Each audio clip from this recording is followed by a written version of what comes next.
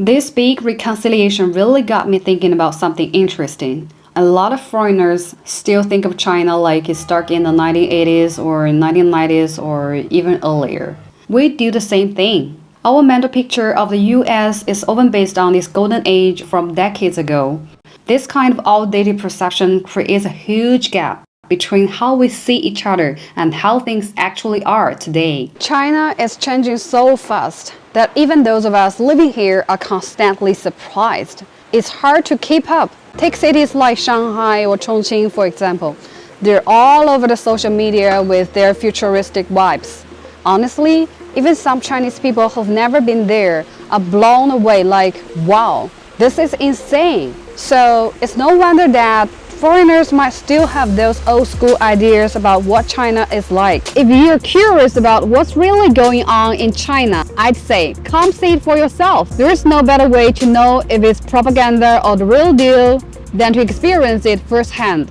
This year for Chinese New Year, I went back to my hometown to celebrate. Compared to big cities like Beijing, I feel like you can really soak up that traditional New Year vibe more in smaller towns. My hometown's fourth-tier city in southern China, well, the average salary is about 7,000 yuan a month. With that kind of income, it's pretty durable for a regular family to buy a house, own a car, send 2 kids to college, and still save a bit for a comfortable life. Since I started college, I've only been able to go home once a year.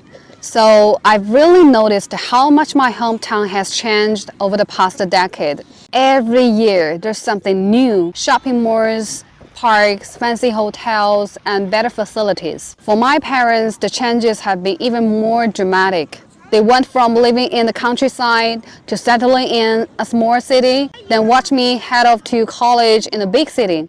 And now they see me living a pretty good life in Beijing. It's like our whole family story reflects how the country is moving forward. I remember when traveling from Beijing to Hubei took a whole day and night on an old grain train. Now the high-speed rail gets you there in just over 3 hours.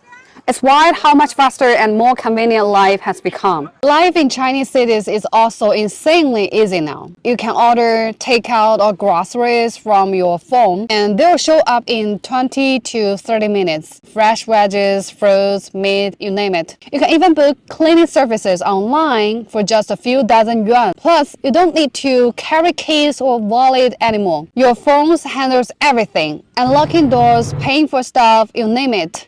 And the progress in new energy vehicles is crazy impressive. When I went home, I saw tons of electric cars, including new ones from brands like Xiaomi.